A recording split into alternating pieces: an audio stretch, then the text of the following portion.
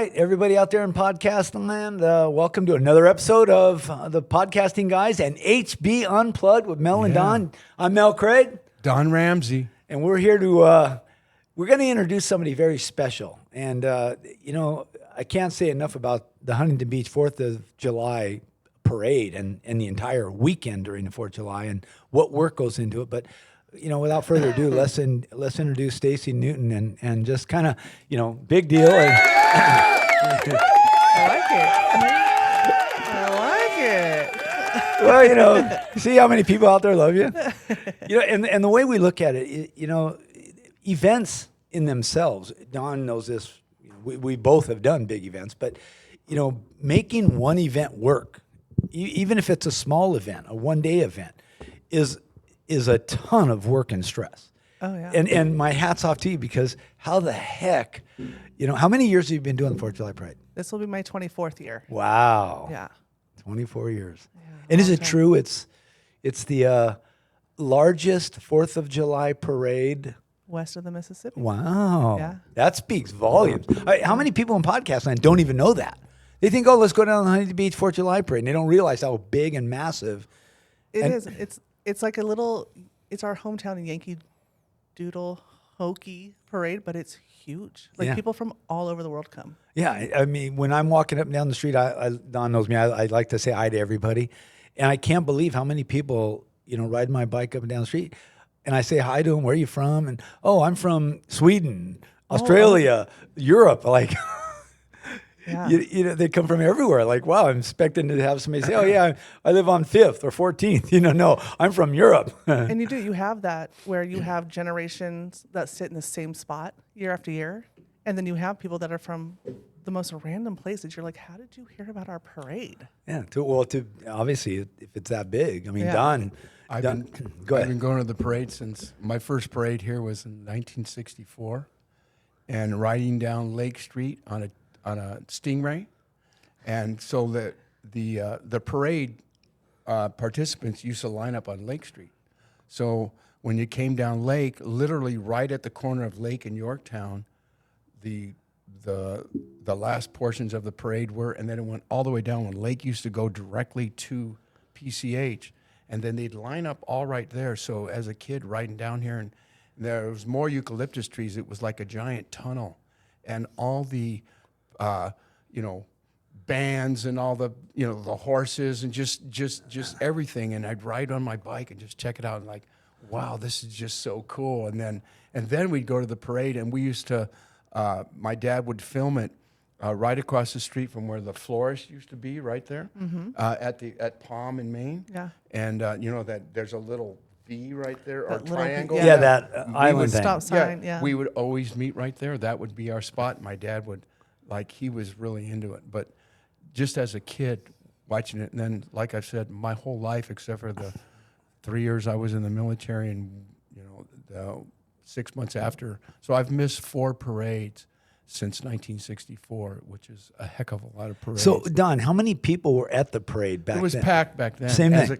It was packed. Always that way. It was packed. Yeah. It's always been packed. So, Stacey, what do you attribute the recognition to? I mean, obviously, you play a big part of that. You've growing this thing. I think, the groups that we have are all like very hometown, and they've grown a lot. The route doesn't ever change, but I think it's our community, because we have such like a patriotic community itself.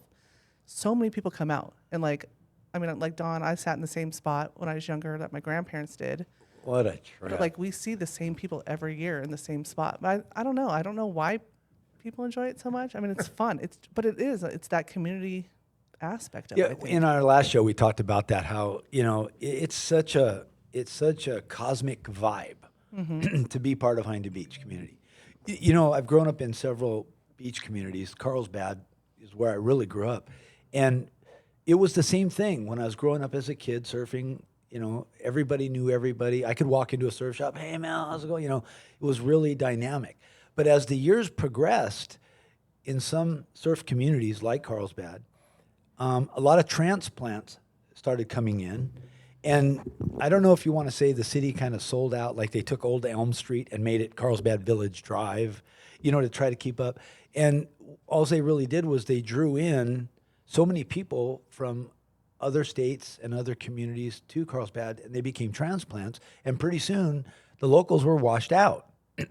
Well, interesting enough, in Huntington Beach, and I've been coming up here since the 70s, surfing mostly, and the community in Huntington Beach is so dynamic that the locals have never left. Yeah. I mean, it's incredibly powerful. You know, I say it's everything, you know, I don't know, west of Adams Street. Like, it's sort of like Huntington Beach, but there's almost two Huntington Beach. There's the inland Huntington Beach, and then there's the coastal community Huntington Beach. Southeast Huntington Yeah. Beach. Yeah, Yeah. yeah, but it's still Huntington Beach. Yeah, it's still, I'm not eliminating, but I'm just saying it's, and so, you know, because of that community structure, because nobody has ever left, legends came out of Huntington Beach that never left. Yeah. You know, look at the Surfing Walk of Fame, the Surfing Wall of Fame. I mean, so many big events like the 4th of July Parade that have created this atmosphere that you gotta be a part of. You know, like I say to everyone in podcast land, if you really want to know what Huntington Beach is all about, you know, the 4th of July Parade is a big deal. To get down here and feel it, and Our community, I mean, we love to come out and be together. So whatever event it is, I think like we just all like to come out and just be together. I think You know, you have old school surfers with the new, you know, residents. I've been here, you know, 46 years. But I think it's a big deal for like the community. Like, hey, oh, we can all get together and party. All right, let's do it. You know. yeah, and that's how you look at it.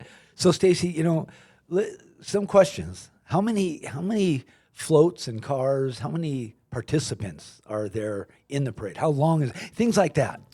So the parade this year it'll be 2 hours long. There's probably about 172 entries, and that's just not including all. Like Surfing Museum has 4 entries, so it's quite So it's a bit. 172 times Whatever is in each pluses. entry. Yeah. Yeah, so Wow. there's a lot. Everything from Surfing Museum to Ghostbusters vehicle to the Girl Scouts and the Boy Scouts, you know, Susan G. Komen.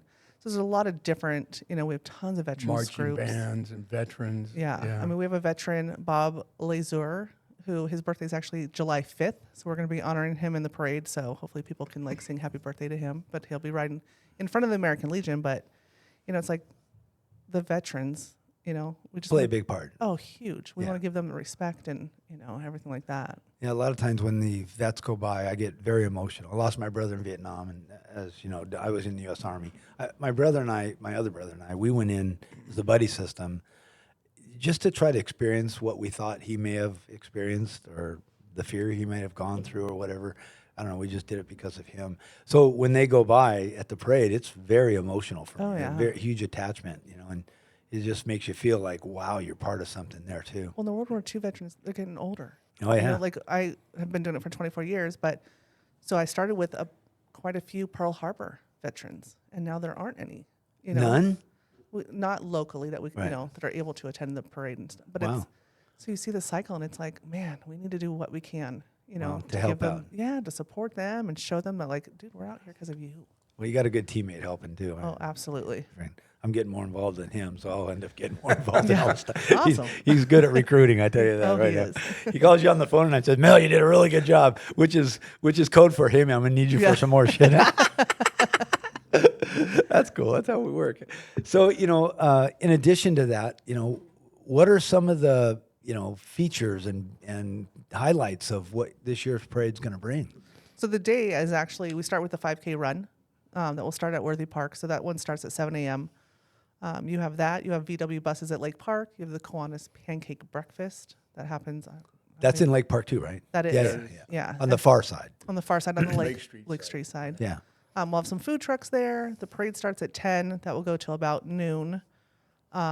We do have a huge flyover that we just confirmed with the Frecce Tricloria out of Italy. So what is the aircraft? Don't know. Oh, I don't know. There's been a lot of communication Helicopters, with the jets, Italians. you know. They're jets. So they're New drones. It's a acrobatic. Oh, they'll wow. do like the white smoke with it. I think there's 10 planes. Wow, that's going to be So cool. we just confirmed that. So that will be fun. And then we have live entertainment down at the beach until the fireworks, and then with the fireworks at 9. So, and then we have the block party the next day that will close out the event. And my God, you handle all of this. Yeah. Wow.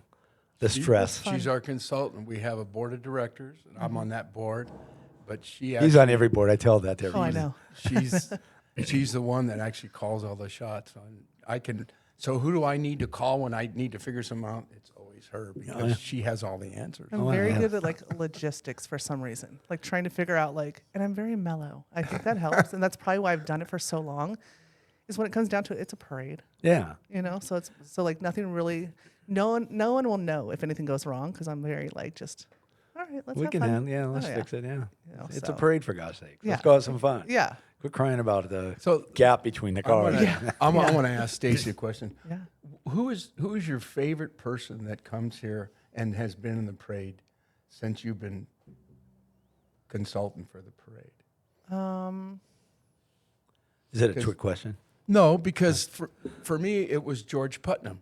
Oh. From TV News, Yeah. and he'd be on that horse with all his bright stuff, and every year he would be in the parade. And as a kid growing up here, I looked forward to seeing George Putnam in the parade. Yeah, we had like Tim Conway Jr. was in quite a few times, and he's hilarious and very like gracious and stuff like that. Like his dad. Yeah. Oh, yeah. I mean, he would promote the heck out of Huntington. I think he actually emceed the police officers like awards night or something like that. I mean, Wow. he loves Huntington. He was in last year's parade, He was right? in 2 years ago. 2 years ago. Yeah. Oh, yeah, that's right. Yeah, but Yeah. he was in quite a bit. The military is always like my favorite. I think we've had a couple generals and stuff that have given me coins. So, like I have I think 7 or something. So Yeah, Things this like that. podcast show, we're expecting it to do well. We're already getting a lot of great feedback. Nice. Especially having great guests like you on the show. Next year, Don and I will be sitting on the back of maybe what's his name, Alan Silverman's hot rod, and they'll say the podcast. They'll say HB you go. Unplugged radio host Don and Mel. That'll be cool. Hey, everybody. Do a podcast going down the parade route. Yeah. That might be kind of different. Mel, I don't know. have you ever been in the parade? Have I been in it? No. It's a completely different experience. Like I when got a you- couple cars in the hot rods. Yeah. Yeah. Yeah, like when you watch it from the crowd, you're like, oh yeah, there's a lot of people. But when you ride it, you're like, Oh, yeah. there's a lot of people. Oh, yeah. And they're just so happy to be there. Well, it's so much fun because they close all the streets. I mean, PCH and Main Street, and all the side streets where all the people are getting their stuff set up, their cars, their floats, whatever is getting all dialed in. And I just love to ride my electric bike through all of that, meet yeah. and greet and say hi to everyone, and you can just feel the energy of people like, can't wait, we're going. The staging area is probably one of the most fun areas in the morning. Yeah. You have residents out there they brought donuts and coffee Coffee for and like all donuts, the yeah. entries. But like when the bands start up and they start tuning their instrument, it's really cool down there. Yeah, a lot of fun. So if somebody wanted to enter into the parade, how would they go about doing that? If they wanted to get an entry in, maybe another city or something wants to. Don't put do some- it now. No, yeah, really. No. I'm talking about next year. Yeah. Don't mess with Yeah. Stacey right now. She got too much on her Well, plate. don't mess with my lineup right now. Yeah, really. No, so the application is usually available like around like March, and the deadline to have the application and money in is always June 1st. I never change it just so people can think like June 1st. They got a deadline. Yeah. Yeah. So you just have to kind of figure out what you're gonna do. Like are we gonna have a float? Are we gonna have cars? A marching unit? Just kind of have an idea. But then, different cities apply, and I mean, there's all sorts of. Is there room? I mean, is there room for more entries?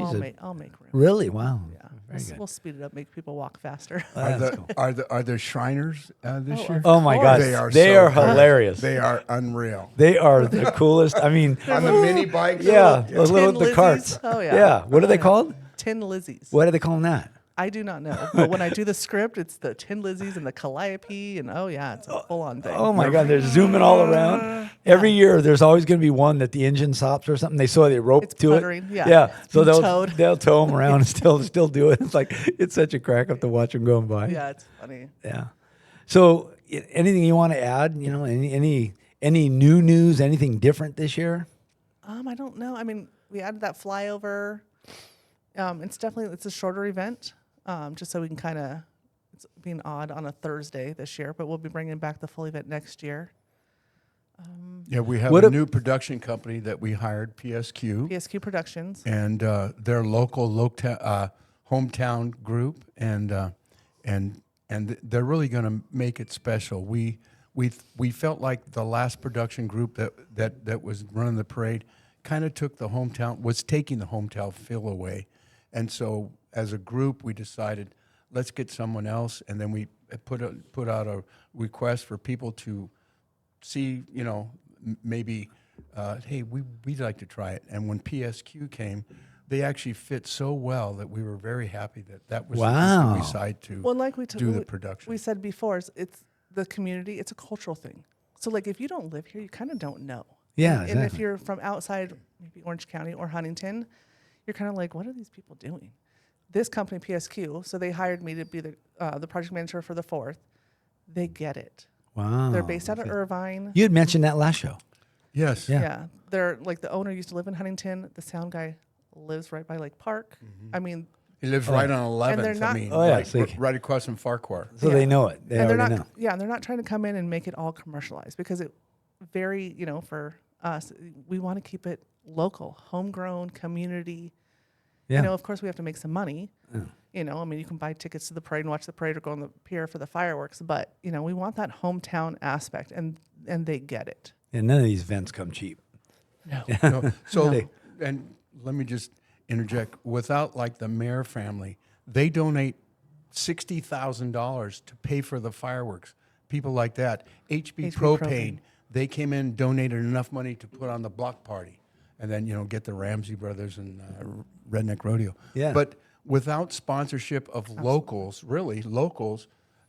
some of these things wouldn't happen. So we're really grateful that we have people in this community that are so part and so, gung-ho for the parade that they're willing to say, pitch in and help out. Yes, big time. Out there in podcast land, there's two things I want to say, which brings me to another point, which is really interesting for everybody out there in podcast land to listen to, is production-wise, now we've talked about that, but if somebody can't make it to the parade, I already know this, but for everyone out there in podcast land, how do they go about viewing it? Because we see there's a ton of coverage down there, Stacey. There is. So we have a live broadcast from KBC from 10 to 12, so they'll air it on Channel 7. Okay. And then Matt Leffering has his crew at Lake Park, and so they won't do it live, but that actual broadcast will show every entry. And so that will be on Channel 3 for like months, and then it goes on our YouTube channel. So Oh, wow. there are ways Yeah. to watch it without Matt's a actually good being guy. there. He Does is. a lot of great things for this community. Does a ton of stuff. And like Don was saying with the sponsors, especially this year, because we weren't signed on until May, I think, is having HB Propane, having Beef Palace, having Rockstar. Like, they really stepped up this year to help us get this event going and making sure that we had, the run, the parade, the fireworks, and the block party. Wow. So Fantastic. So there you go, podcast land. I mean, everybody out there should know that, we're always looking. Great events take a lot of money to really make happen. Oh, yeah. We're not here to Especially in promote and today's start world. asking for money, but the bottom line is if you feel it in your heart or your soul and you want to contribute, make sure you reach out to Stacey, because it's real. I'm going to put your contact information on the back of this episode so people can reach out to you and donate or whatever they can do to participate. Something else that not many people may know is that my co-host is, Don Ramsey and Jim Ramsey. God, two big names here in Huntington Beach.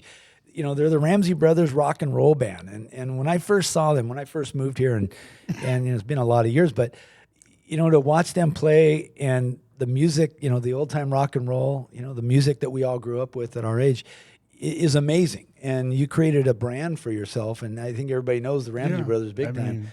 So it's good. We're Know lucky, that. very lucky. So, on the block party, it's going to be Redneck Rodeo, but it's also going to be the Ramsey Brothers. That's correct. Let's give a big shout out to we those start guys. at 5:30. The event starts at 5. We come on at 5:30 and play till 7. Redneck Rodeo follows in after us, and they play till 9 o'clock. Yeah. So it's going to be a big time, going to be a good time, and be a lot of fun. And Stacey, this event isn't one day. A lot of people don't realize, we were talking about this on the last show, is how much Huntington Beach puts into an entire weekend, making it a great, venue to be at. So anybody who travels here, people that are on vacation, some of the people I've met, they're here for the 4th of July, and they come the week before, or they come that weekend and stay the week after to vacation while they're here too. they do. We just actually did the home decorating contest this past Sunday, so we awarded the winners for that. But there were actually people from not Huntington that were walking the streets because they wanted to see who was awarded. It was, we Yeah. would, like, pass them with, the awards. We're like, what are you guys Isn't doing? that They're so like, we want cool? to see who won. I'm like, wow, all right. Yeah. And how do you judge that? So the board actually, they select judges to go out for the different areas. So we had Main Street Parade Route is one contest. And then we decided to open it up To the To different all zip of codes. to all of citywide. Huntington. Yeah, Oh, okay. because- Because I always thought it was just Main Street that you judged. And we did that for a really long time, but then during COVID, I was like, we're going to be driving through the neighborhoods. People might as well. So we kind of just kept that. So each zip code has their own winner. Oh, okay. So yeah, so the board they selected some judges to go out, and judges sent in, and we awarded on Wow. Sunday. But they get so excited. And so there's already a winner. Yeah. Who is Oh it? yeah. There was 3 on Main Street. So I think the Mayor's Choice Award went to Kent Weiss and his family, Okay. and then Best of Show went to the Deer Scene family. And then the one that got the best theme, and I can't remember their names, but they're actually related to one of the World War II veterans that's going to be riding in the parade, because part Wow, of their that's so cool. decorations was a picture of him, and I looked at the name, I'm like, wait, he's in the parade. Unreal. I'm like, we're having him ride. She's like, yeah. So that was kind of cool.